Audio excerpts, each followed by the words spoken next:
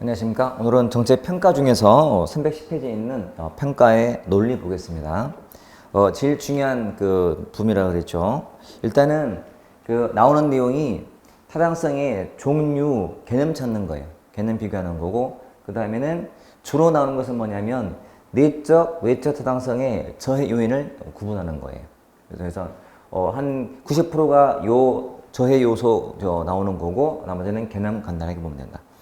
자, 교재 봤더니 타당성의 종류가 밑에 쿡과 캠벨이 분류한 건데, 자, 말이 조금은 어렵게 보일 수는 있죠. 구성적 타당성에서 개념 중에 A를 잘 보시면 돼요. 어떤 처리나 또는 결과라든지 모집단에 대한 이론적인 구성 요소들을 조작화를 잘 했는지 여부예요. 조작화를 잘 했는가. 제일 중요한 키워드가 조작화 정도예요. 여러분, 조작화 정도 꼭 기억하셔야 돼요. 이게 뭐냐면 조작화라는 것은 조작을 해. 여러분, 성적을 조작을 해. 대중을 조작을 해. 왠지 느낌이 어때요? 인위적인 느낌이 들죠. 조작을 한다. 조작한다. 처리, 결과 관련된. 우리가 실험을 할 텐데, 만약에, y equal a 0 플러스 a1 x1 플러스 a2 x2 해서 an xn 해볼게요. y라는 결과를 가져온 많은 이론적인 구성 요소가 있어요. 자, 말 그대로 이론적으로 구성하는 게 있어요.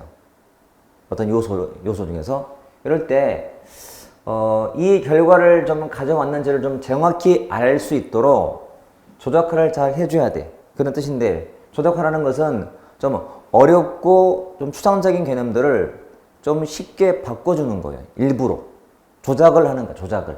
그러니까, 검증 가능하게 바꿔주는 거 이렇게 하시면 돼. 추상적 개념을 좀 구체적이고 계량적으로 바꾼다. 조작한다. 그런 뜻이에요. 예를 들어서, 내가 만약에 실력이 아주 좋아졌다. 실력을 향상시킨 이유, 그 원인 봤더니, 내가 노력을 많이 했다. 부모님의 응원이 많았다. 만약 이런 식으로 되었다면 굉장히 추상적이잖아요. 그쵸? 그러니까 이 실력을 가져온다고 했다 많은 구성 요소가 있는데 굉장히 애매하게 만들어진 거예요. 그래서 이거를 이제 구체적으로 계량화 시킨다는 것은 검증 가능하게 바꿔주는 거예요. 자, 실력 대신에 점수가 내가 평균이 20이 올랐다. 이렇게. 노력 대신에 내가 매일 10시간씩 공부했다. 이런 식으로. 이게 조작화라 보시면 돼. 그러니까 구성을 이렇게 한 거야. 구성을. 검증 가능하게 바꿔줬다. 구성적 타당성이다라고 그러죠. 이렇게 보시면 되고. 그 다음에 두 번째는 통계적 결론의 타당성. 결론. 그러면 통계적으로 결론이 타당하려면 연구의 설계를 잘 해야 돼서 키워드가 강력한 연구 설계 여부예요. 자, 강력히 연구에 설계가 되어 있다면 그는 통계적 결론이 옳게 돼요. 이런 뜻이고. 참고로 타당성의 기본 뜻은요, 정확성이에요. 정확성. 그러니까 구성을 정확히 해줘야 돼요. 또 결론이 정확하려면 그런 뜻이에요. 그러면 설계를 잘 해줘야 돼. 설계를. 자, 이 둘은 요 키워드로 잘 구분하시면 되고, 자, 내적은 인과관계가 얼마나 정확한가. 즉, 인과관계의 정확성이에요. 그 원인 때문에 그 결과가 나와줘야 돼요. 이 결과를 가져온 원인이 얘로 확실해야 돼. 그게 원인과 결과 정확하다 뜻이에요. 원인, 결과 정확하다. 내적 타당성. 외적 타당성은 제일 쉬운 말로 일반화 가능성은 말이에요. 일반화 가능성. 자, 잘 들어. 특정 상황에서요, 내적 타당성을 확보한 결과를 다른 상황 가서도 똑같이 인과, 즉 내적 타당성을 확인하고 있다면 그거는 일반화할 수가 있어요. 일반화. 예를 들어서 A라는 상황에서 X가 Y를 가져온 게 확인됐어요. 즉 인과관계를 확인했어요. 내적 타당성 확인한 거지. 그러면 B라는 상황 가서도 X가 Y를 가져온 게 확인되고 있다. B 사람, 다른 상황 가도 인과관계, 즉 내적 타당성이 확인되고 있어요. C에 가도 마찬가지야. X면 Y를 가져온다고 확인되고 있다. 이런 결론. X는 Y다라고 일반화할 수가 있다 없다? 있다. 이게 외적 타당성이에요. 외적. 말 그대로 안에서 정확한 것이 밖에 나가도 정확한 거예요. 이게 일반화할 수 있다는 뜻이에요. 이렇게 이해되죠? 그래서 이 네 가지는 뭐 자주는 안 나오지만 이렇게 기본 개념으로 좀 개념을 구분을 할 수 있어야 돼. 시험은 받고 나오거나 하는 거니까. 첫 번째 패턴. 두 번째는 말했듯이 요 둘 간의 저의 요소가 뭐냐. 즉 원인 결과 사이. 이 결과를 가져온 원인이 얘 말고 뭐가 있다는 거예요. 그거 찾자. 이거는 뭐냐면 분명히 원인과 결과 사이는 알겠지만 즉 내적 타당성은 인정하지만 왜 일반화가 안 되지? 일반화 안 되는 이유가 따로 있다는 거지. 그 일반화 방해하는 게 뭐냐? 알아보자는 게 타당성 저하 요소가 되는 거죠. 됐죠? 자, 그 내용이 교재에서는 우리 319할 단 11에 있는 그 기본 개념이었고 따라오기 본다면 이거죠. 자, 타당성 저해 요인이에요. 내적 타당성 저해 요인, 내적. 원인과 결과 사이 말했듯이 요 X가 Y를 가져왔는지 여부인데 이 Y라는 결과를 가져온 것이 얘 말고 뭔가 있다는 거예요. 뭐 이거 알아보자는 거예요. 자, 다시 구분하기를 외재적, 내재적으로 구분해요. 외재적 요인, 내재적 요인. 자, 외재적이라는 것은 바깥에 있잖아요. 바깥에 있어. 바깥에 있다. 실험하기 전부터 그 이유가 발생한 거예요. 이건 하나밖에 없어요. 산발 요인밖에 없어요. 이거는 뭐냐면 실험하는 도중에 생기는 거예요. 실험하는 도중에. 어떤 실험하는 도중에 실험을 하는 중인데 X가 Y를 가졌는가를 실험하는 중이에요. 근데 실험하는 도중에 뭐 사건이 뻥 터져가지고 이 결과가 달라진 것. 이게 내재적이라면 이거는 실험 전부터 이미 그 이유가 발생한 거예요. 됐죠? 이거는 뭐냐면 분명히 X가 Y를 가져오는 것은 인정해. 근데 일반화 안 되는 이유가 있어. 일반화가 안 되는 이유. 찾자는 거예요. 그러면 이렇게 되겠어요. 이놈은 자, 선발 요인 하나밖에 없다. 선발 요인 또는 선정 요인 해가지고 뽑을 때부터. 자, 실험하려고 뽑은 선발할 때부터 그 이미 이유가 발생한 거예요. 이거는 실험 하나 많아요. 이미 선발할 때 뽑았기 때문에. 예를 들어서 우유를 먹어서요. 키 성장을 알고 싶은 실험이에요. 우유와 키 간의 관계를 알아보기 위해서. 근데 뽑을 때부터 이미 엄마 아빠 키가 2m 이상인 부모님이야. 그러면 키는 클 거예요. 우유 먹었다고 큰 게 아니고 이미 뽑을 때부터 그런 사람만 뽑은 거니까 유전자적으로 큰 거예요. 우유 때문이 아니고.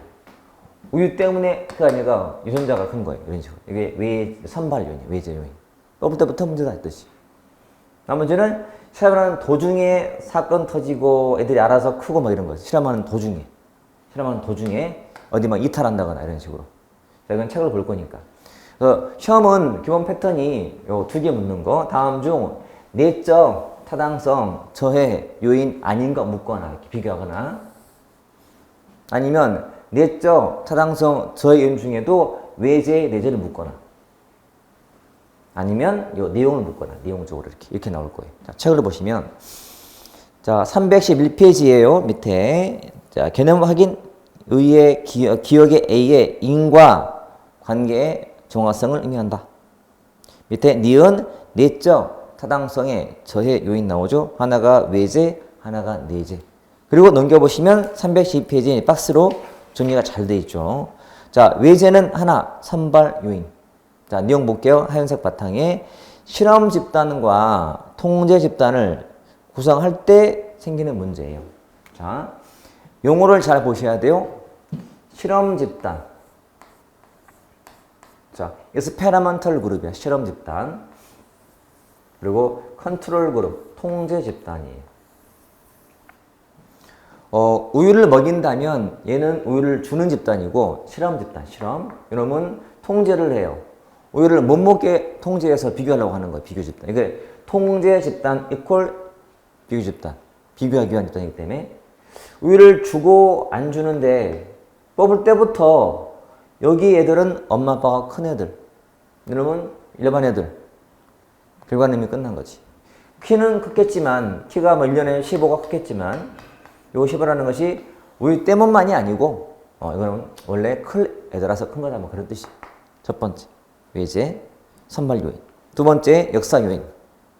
실험하는 동안에 생긴 사건이 그 결과에 영향을 주는 거예요. 사건 효과라고 해요. 사건 효과. 역사 요인, 사건 요인. 이죠. 자, 이런 사례가 있다.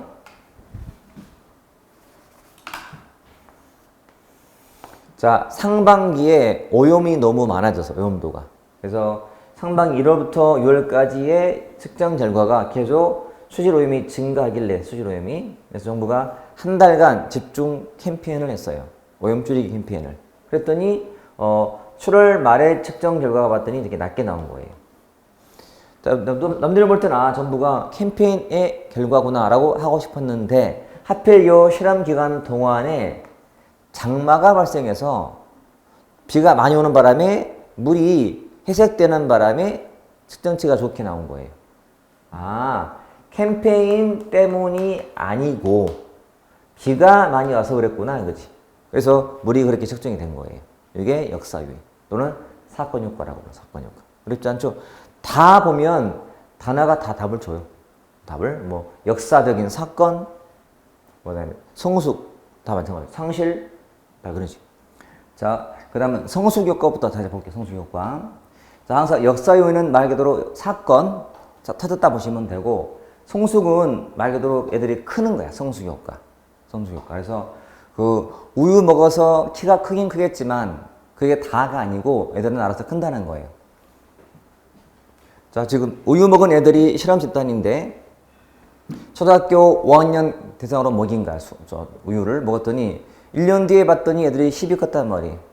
그 10 큰 것이 우유 때문이 다가 아니고 원래 성장하니까 큰 거예요. 그러니까 10 중에서 한 2, 3 정도만 우유 효과고 나머지 한 7, 8 정도는 성숙 효과라고 보시면 돼요. 성장했다 이렇게 보시면 돼요. 웬만하면 다 단어가 답을 주기 때문에 단어만 잘 활용하시면 돼요. 그 다음에 세 번째는 상실 요인. 상실도 지금 현재 내재란 무슨 의미라고? 실험하는 도중에 생기는 문제니까. 그러면 상실은 봐요. 실험 대상자들이 실험하는 동안에 이제 이탈하게 돼. 이탈하게 되면 결과가 달라지게 돼요. 자, 이게 실험 집단에 쳐볼게요. 실험 집단. 자, 금연 또는 금주.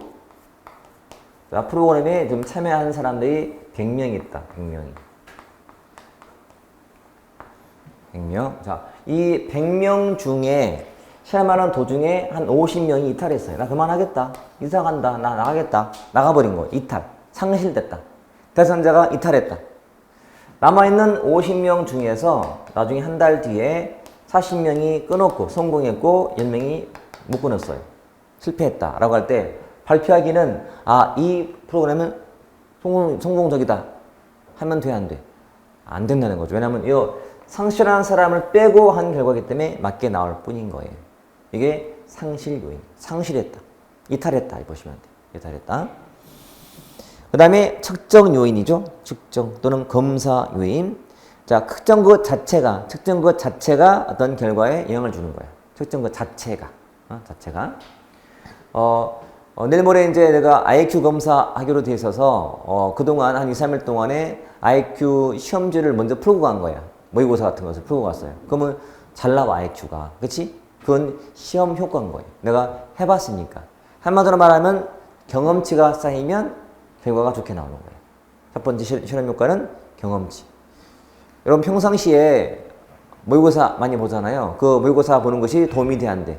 도움이 되는 거예요. 그러니까 실력도 실력이지만 실력을 더해주는 것이 그런 경험이 쌓여서 그렇다는 거예요.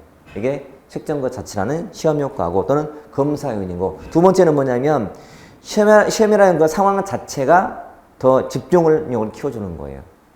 평상시에 내가 턱걸이를 뭐 5개밖에 못해. 근데 시험을 본다는 거야. 이 시험에 따라서 내가 합격, 불합격이 결정이 되는 상황이 10개를 해야 돼. 그럼 10개를 해낼 수 있어. 힘이 생기거든.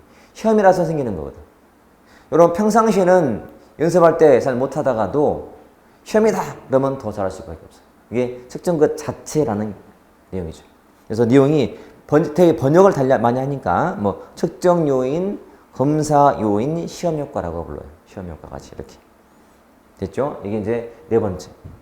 그리고는 자, 회귀 인공 요인. 회귀.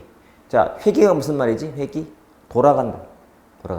그러니까 처음 실험 대상을 뽑기 위해서 한 번을 한 측정치가 평소와는 너무 다르게 너무 잘 나오거나 너무 안 나온 사람을 뽑게 되면 실험하는 도중에 다시 본래로 회귀하게 돼요. 그러니까 원래 모습에서 많이 벗어난 것이 다시 원래로 돌아올 뿐인 거지 이게 정책의 효과가 아니라는 거예요. 예를 들어서 자, 영어 보충 수업 대상자를 뽑기 위해서 시험을 봤어요. 자, 일회 측정을 해본 거야. 일회 측정. 평상시에 요 A, B, C 이렇게 있다면 얘들이 다 1등, 2등, 3등, 100점, 99점, 8점 맞는 우등생들이었어요. 근데 하필 시험 보는 그날만 못 본 거야. 애들이 그 전날 뭐 아프기도 하고 뭐 아무튼 안 좋아서 그날 다 시험 망친 거예요.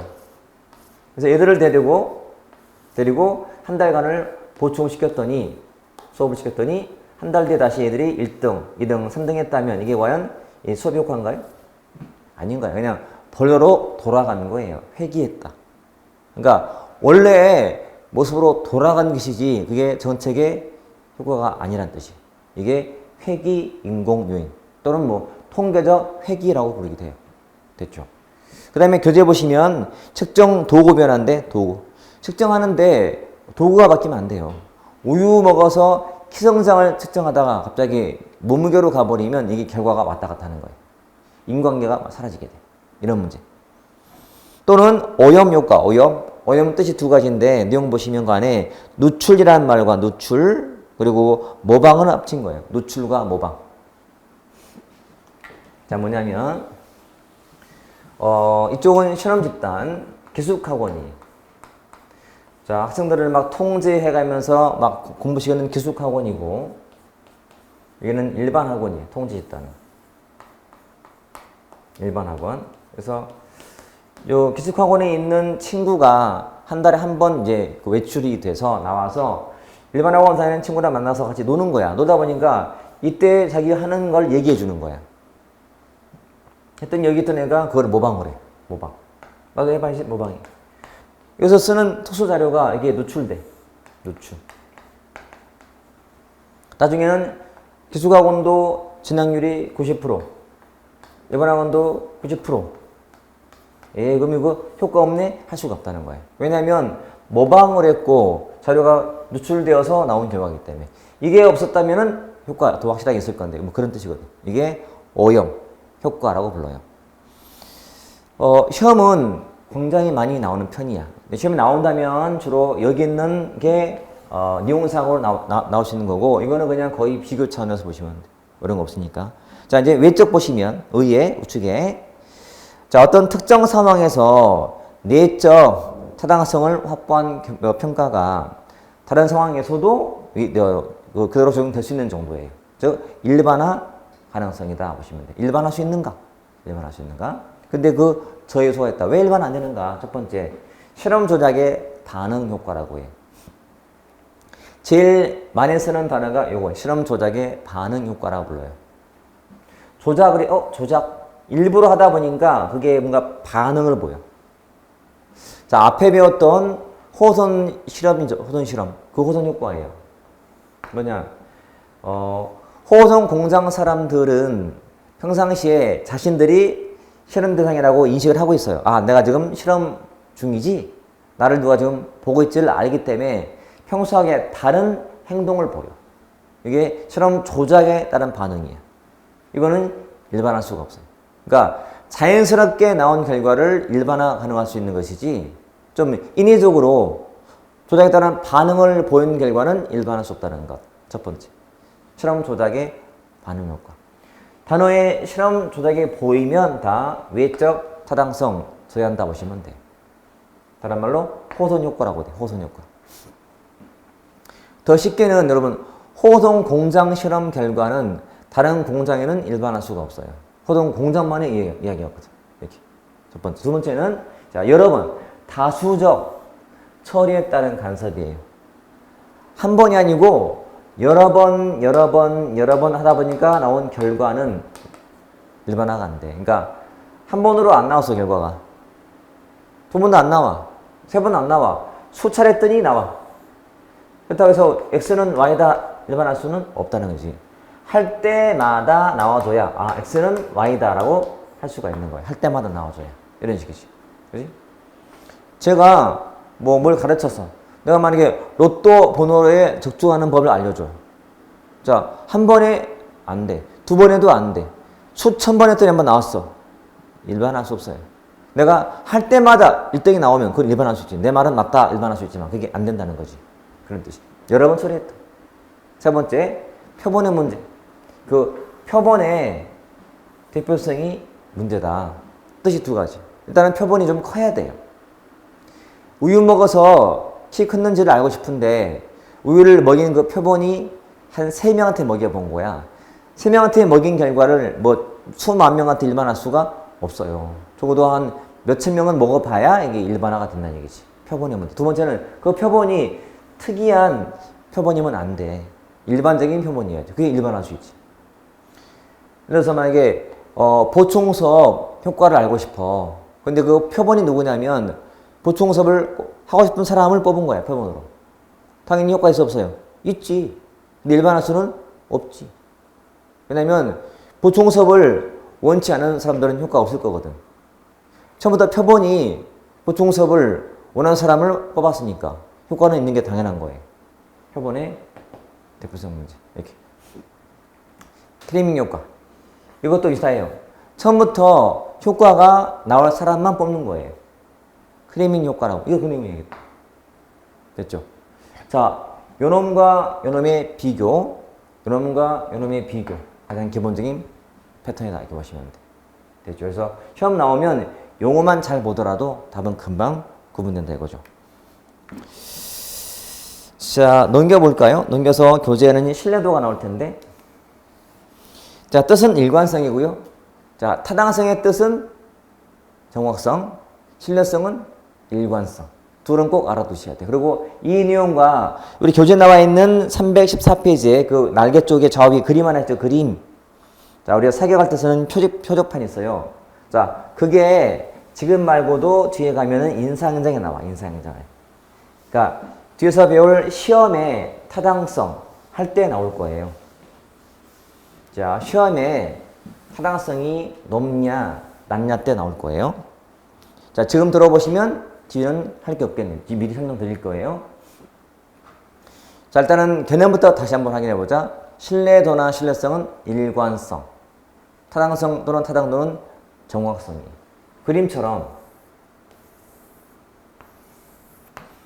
자, 총을 3발 쏘는데 이렇게 쏘는 사람이다. 이렇게 탕, 탕, 탕. 정 가운데 A. 자, 탕, 탕, 탕, B.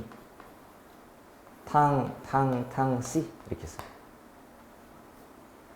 이렇게 있다면, 자, 타당성의 뜻이 뭐라고? 정확성. A는 쏘는 게 정확하죠. 정 가운데 딱 쏘고 있으니까. 정확성이 높은 사람이야. 신뢰성의 뜻이 일관성이야. 그러면 A와 C는 일관성이 있어 없어요? 있죠. 일관되게 쏘고 있잖아요. 근데 B는 일관성이 없네요. 자, 이거 해석하면 돼. 그럼 잘 듣고. 자, 셋 중에서요, 앞에 말이 타당성이 높다면 그러면 뭘 의미해? A, B, C 중에서 A죠. 타당성이 높다면 일관성도 높아. 신뢰성도 높아요. 이런 뜻이야. 다시 세 개의 경우만 떠올리면 돼요. 타당성이 높으면 그러면 A. 신뢰성도 높아. 일관되기 때문에. 두 번째. 자, 신뢰성이 낮으면 그럼 누구예요? B. 타당성도 낮아. 이해되죠? 근데 타당성이 낮다고 해서 신뢰성이 낮은 건 아니죠. 누구는 그래요? C. 비록 C는 타당성은 낮아요. 정확성이 떨어지기 때문에. 하지만 일관성은 높아요. 이렇게. 또 신뢰성이 높다고 해서 타당성이 높은 것도 아니죠. 누구? C. C는 비록 신뢰성은 높지만 타당성은 낮기 때문에. 그래서 이 경우로 다 풀 수 있기 때문에 여러분들은 이 그림만 좀 잘 활용하시면 돼요. 그 교재에 그 3의 타당도와의 관계 나오잖아요. 자, 볼게요. 신뢰도가 낮으면 그러면 B야, B. 타당도가 낮아. 확인되죠? 그 다음에 신뢰도가 높다고 해서 반드시 타당도가 높아지는 건 아니죠? 누구예요? C. 이렇게. 그 그림상 보더라도. 자, 그 정도만 찾아가면 돼요. 뒤에 인사서 비율 시험의 타당성과 신뢰성은요, 몇 가지의 케이스가 더 나와. 하지만 다 이 그림으로 풀 수가 있기 때문에 어려운 게 아니에요. 원래는 어려운 검증을 하는 방식이 있지만 그거는 필요가 없고, 우리는 그림상으로만 설명할 수 있어요. 그림 봐도 충분해요. 이렇게만 이해하고 있죠. 자, 이게 평가의 신뢰도예요. 뭐 재검사 등도 뒤에 시험과 똑같기 때문에 지금 안 봐도 큰 관계는 없다. 저도 개념, 타당도의 관계를 정확히 좀 이해하고 있자 이거지. 이해하자. 자, 그 다음은 평가의 방식인데 좀 어려울 수 있다. 이거는 평가 방법은. 제가 이제 그 처음에 소개할 때 정책론을 정책 평가적에 좀 어려울 수 있다 했던 말 기억나시죠? 그게 바로 이것 때문에 그런 거예요. 때문에. 자, 크게는 실험 설계하고요. 실험 설계하고 비실험 설계로 분류한다. 실험 설계, 비실험 설계 해놓고, 실험 설계라는 것은요, 실험하기 전부터, 즉 사전에 통제 집단하고 실험 집단을 선정했냐 여부예요. 처음부터. 자, 봐요. 요 둘의 기준. 요 둘의 기준은 사전에, 실험하기 전에, 즉 사전에 실험 집단과 그리고 통제 집단을 구분했는지 여부예요. 얘는 구분한 거고, 구분은 안 한 거예요. 이렇게. 자, 안 했다는 것은 얘는 실험 집단만 있는 거예요. 이지만 존재하고, 통제하는 집단을 미리 안 만들고 시작하는 거예요. 이해됐나? 자, 우유 먹어서 효과를 알고 싶을 때 실험 설계는 우유를 먹는 집단과 못 먹는 집단을 미리 만들고 한 거고, 비실험은 우유를 주는 집단만 있는 거지 못 먹는 건 없는 상태에서 시작하는 거예요. 이게 차이점이다. 그러면 자, 실험 설계 다시 종류가 진실험과 준실험이 있다. 말 그대로 진짜 실험이고요, 실험에 가까운 실험이에요. 준실험인데, 자, 둘의 차이는 그러면 어차피 이 둘은 요 실험 집단하고 그리고 요 통제 집단이 있어 없어요? 있는 상태잖아. 구분했기 때문에. 그렇죠? 둘의 차이는 뭐냐면 두 집단 간의 중요한 포인트인데, 이런 동질성 확보 여부.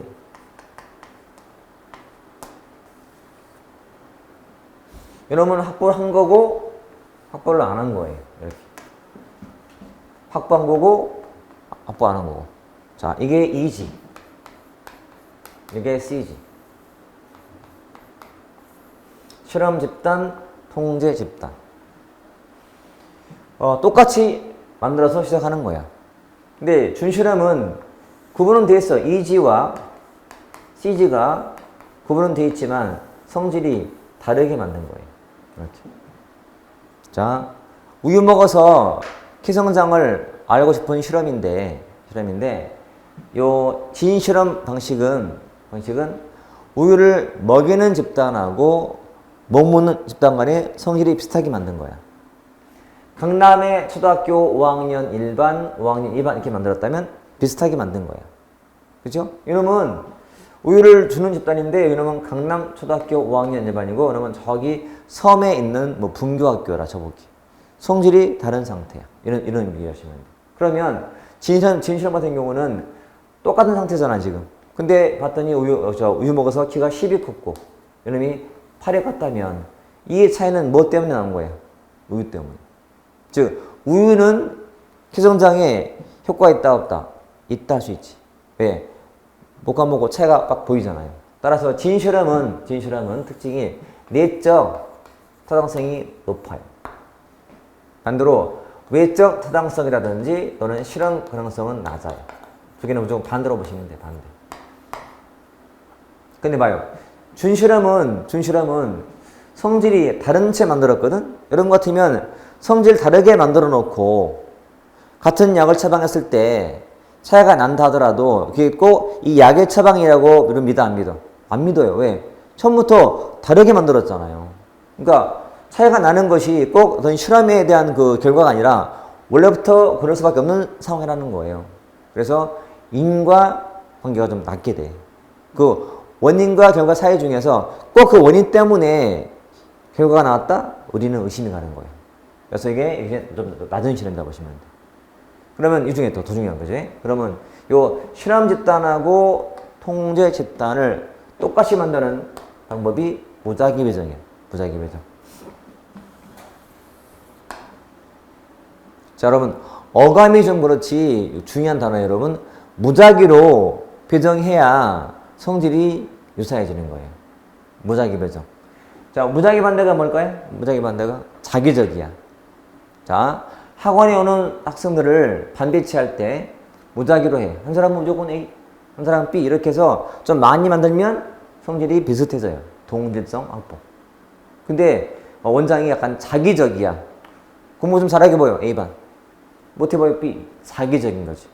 자, 무작위로 배정했을 때 규모가 좀 커지면 성질이 비슷해진다 뜻이야. 이해되죠? 자, 이 동질성의 의미라는 것이요. 100% 똑같다는 의미가 아니고 평균이 같다는 뜻이에요. 평균.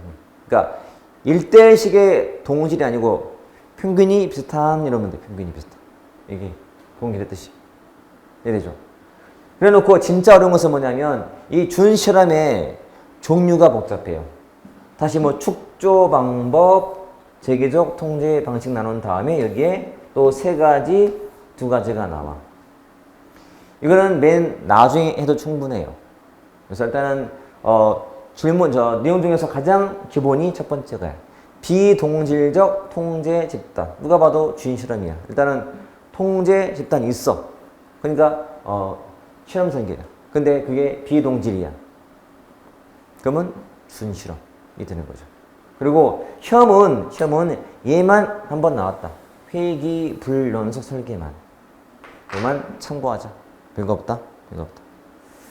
자, 비실험은 처음부터 요 통제 집단을 미리 안 만들어 놨어요. 그냥 실험만 하는 거야. 실험만 한다. 그래서 실험 집단을 하나만 놓고 전과 후 비교. 정책 실시하기 전과 후만 비교하는 거예요.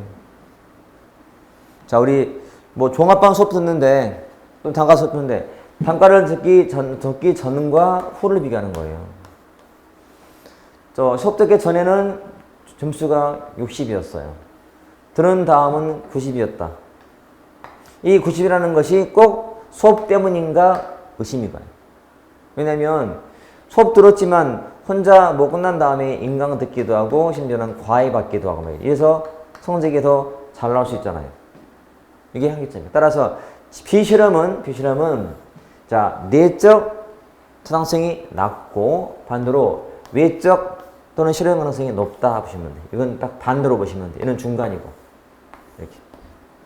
크게는 진실험, 준실험, 비실험이에요. 물론 정리가 잘 돼 있지만 제가 만약에 여러분 입장이라면 이렇게 정리하겠어요. 정말 심플하게는 이것만. 진실험 그리고 준실험 그리고 비실험 이렇게 해놓고 자, 이 둘의 기준은 뭐고요? 요 실험 집단하고 통제 집단의 이 동질성 확보 여부 이런 거 확보가 된 거 안 됐고 자, 확보하는 방법은 무작위 배정 이렇게 이 내용이 제일 중요해요. 일단 이제 더 가면 자, 진실험이 내적 타당성이 제일 높고 반대로 비실험은 제일 낮고 그리고 외적 타당성과 실험 가능성은 제일 낮고 제일 높으니까 이놈은 중간이기 때문에 자, 이만큼 정리하면 끝이. 이 나왔다는 이 문제는 후가 7급 때 나왔던 건데 좀 예외적인 문제예요. 잘 안 나오는데 나왔던 거야. 그리고 이 문제도 제가 늘 말했듯이 없던 게 탁 나오기보다는 원래 있던 기출문제가 그냥 나온 거예요. 그러니까 그냥 언급만 듣던 것이 문제가 됐던 거지. 참고하시면. 뭐 또 나올지는 아주 의문이에요. 아주 안 나올 게 더 많아. 가능성이. 하지만 나오더라도 개념만 또는 분류만 하시면 돼요. 분류만. 문제가 좀 어렵다면 이렇게 나오거든. 다음 중 준실한 방법 중 축조 방법이 아닌 거. 그 다음에 요거 아니고 이거 찾는 거야. 이거는 제기적 통제이기 때문에. 제기적. 자기한테 돌아오는 거야.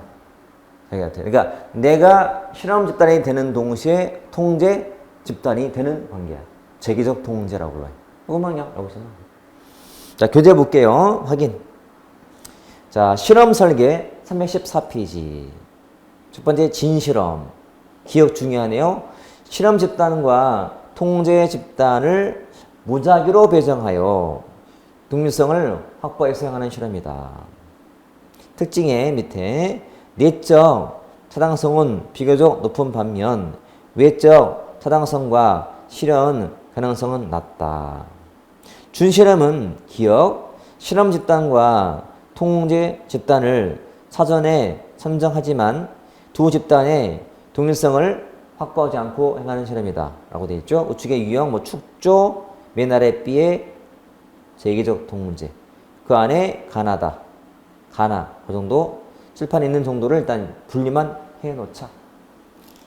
넘겨보시면, 자, 비실험 설계는 사전에 통제 집단이 없이 실험 집단에만 처리한 다음에 효과를 알아보는 방법.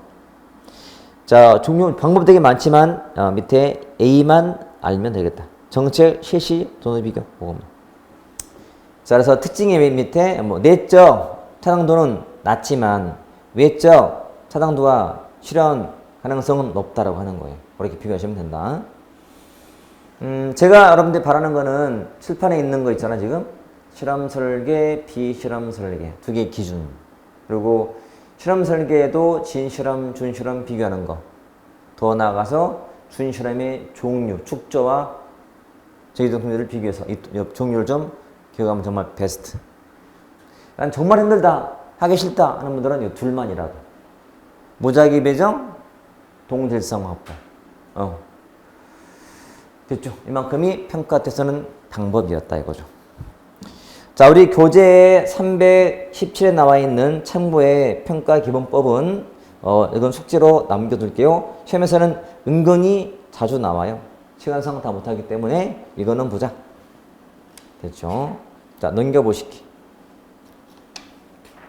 자, 예제 가볼 거예요. 예제 1번은 평가의 타당성으로 옳은 것은 그랬죠. 옳은 거예요. 옳은 거. 1.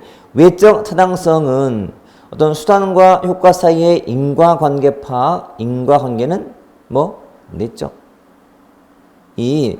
통계적, 자, 결론의 타당성은 정책이 다른 상황에서도 발견될 효과가 그대로 이건 일반화 가능성인 외적 타당성.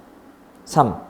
구성 타당성은 처리, 결과, 상황들에 대한 이론적인 구성 요소가 조작화된 정도, 맞네 이게. 그렇지? 내적은 원인과 결과 사이까지만 맞지만 뒤에 통계적 결정의 타당성은 통계적 결론의 타당성 내용이거든. 이렇게. 그러니까 주요 키워드 알면 되고 좀씩 표현은 바꿔놓더라도 조합을 잘 시키면 답은 보이게 되어 있다. 예제 2번. 자, 평가 설명 중 옳지 않은 거. 1. 내적 타당성 저해 요인 중 외제적 요인은 선발 요인 맞죠? 선발 또는 선정. 하나만 있으니까. 2번. 호손 효과, 다수적 처리에 의한 간섭, 표본의 대표성 문제, 크리밍 효과는 외적 타당성 저해 요인 맞죠? 3. 진실험은 실험 집단과 통제 집단을 동질적으로 구성했잖아요? 근데 방법이므로 무작위 배정을 해서는 안 된다? 해야지. 그죠? 그 다음에 4번 대표적. 비동질적 통제 집단 설계가 준실험의 대표니까요. 이렇게 보시면 되고. 별거 없죠? 자, 가볍게 보시면 되겠다. 반복을 하자, 여러분. 그냥 칠판에 있는 정리된 내용들을 한 10번 정도만 정독을 한번 해보세요. 큰 소리 내가지고. 실험 설계, 비실험 설계. 해놓고 다시 실험 설계가 진실험, 준실험. 진짜 실험이고 실험과 유사하고 그 다음에 실험 설계이 아닌 비실험. 몇 개죠? 둘 간의 기준. 무작위 배정에서 뭐 하자고? 동일성을 확보하자. 확보 안 됐다. 다시 준수된 병류가 나누면 축조, 제기적. 축조 3가지, 제기적 2가지. 이렇게 됐죠. 자, 정책 변동은 사실 크게 안 중요하기 때문에 여러분 요 4가지의 중요 개념만 정확히 구분하고 있으면 되겠다. 혁신. 혁신은 없는 걸 새롭게 만들 때 쓰는 말이야. 우리가 아는 승계, 보통 그 혁신은요, 있는 걸 고치는 건데, 이때 말하는 혁신은 그게 아니야. 그냥 없는 데서 만든, 무에서 유가 생기는다 보시면 돼. 혁신이다, 혁신. 그래서 정책의 결정과 비슷해요. 유지는 골격을 고도로 유지, 골격 유지. 골격. 책 봐볼까요? 유지. 골격을 유지하면서 사업의 내용이라든지 또는 투입을 바꾸는 것. 이게 유지고, 승계가 제일 중요한데, 시험에서는 승계가 여기서는 거의 문제 한 90%? 좀 찾았나 보시면 돼요. 승계. 승계는 목표를 바꾸는 게 아니에요. 목표는 유지가 돼. 대신 수단만 바꿔요. 수단 대체. 이게 정책 승계다. 자, 종결은 이제 정책을 없애는 거예요. 그러면 정책 없애면 저항이 생겨요? 생겨요. 저항. 자, 그 내용이 나오죠, 뒤에. 종결은 문제의 소멸이고 정책의 폐지인데 의처럼 현존하는 정책을 완전히 없애는 거라서 저항도 있을 거고 당연히. 그 다음에 종결의 그 이유가 있다. 근데 왜 종결시킨 것인가? 정당성이 이미 상실되었다. 그럼 종결해야지 뭐. 엔트로피가 생겼다. 무질서, 수약이 생기면 그건 없어지는 거니까. 그리고 취약하다거나 환경에 대해서 조직이 위축이 되면은 그거는 종결 요인. 저항이 생기고 저항의 극복이 있다. 극복 쉽죠. 예고제 배격. 정부가 뭐 없애겠다라고 이렇게 예고하면 미리 방어책을 찾거든. 예고하면 안 돼. 그리고 동조 세력을 모으자. 동조 세력 규합. 동조. 그러니까 종결에 대한, 즉 폐지에 대한 동의자를 모으는 거야. 힘을 얻기 위해서. 타협은 배격. 그리고 외부자 기용이 핵심이다. 외부 인사 기용. 내부자 말고. 왜냐면 외부 인사는 그냥 이거 없애고 가면 그만이에요. 근데 내부자가 없애면 평생 안에 있을 사람이거든. 눈치가 보이는 거야. 저 사람 저부터 없앤 사람이야 라고 평생 낙인 찍히게 돼. 그래서 외부자가 와서 하는 게 훨씬 더 깔끔하게 없앨 수 있다 그 말이지. 단기 대가 조부라고, 그 다음에 피해자한테 대가 준다거나 종결할 목표를 한정시킨다거나. 집에서 엄마가 살림을 잘 버려 안 버려? 잘 안 버려. 엄마들은. 왜? 쓰겠노라고 안 버려. 내가 이걸 없애고 싶었나 봐. 없애고 싶어. 그때 엄마한테 엄마 이번 토요일 날 2시에 없앨게요 라고 했다면 엄마가 가만히 있을까? 오히려 더 저항을 해요. 그래서 감추거나 막 그래. 이거 하면 안 돼. 갑자기 해버려야 돼. 갑자기. 그리고 동조 세력을 모아야지. 또 같이 하는 사람 모으는 거야. 동조 세력 주어. 그리고 타협하면 안 돼. 타협해버리면 그 종결의 목적에 반하게 돼. 그리고 외부자 기용하게 되고. 이게 저항에 대한 극복 전략이다. 별로 오는 거 없죠? 자, 이 박스, 칠판에 있는 화면. 이게 다예요. 나머지는 조금만 더 유추가 될 뿐이야. 승계라는 게 조금 뭐 부분, 막 통합 나오지만 그거는 그 다음이고 의미가 별로 없고. 적어도 요 4가지의 기본 개념을 구분하시고. 특히 승계를 많이 보시면 돼요. 승계. 제일 중요하기 때문에. 자, 기타 우측에 있는 것들은 굳이 안 봐도 돼요. 이거는.